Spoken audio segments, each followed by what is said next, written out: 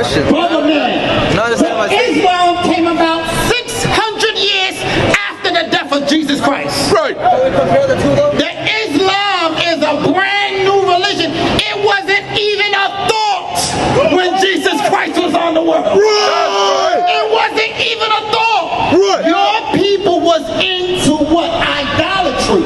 You had 365 gods. Each god, the Palestinians, the Arabs, at that time. Why? Because this is pre-Islam. Am I right? That's why the crescent moon is the symbol for Islam.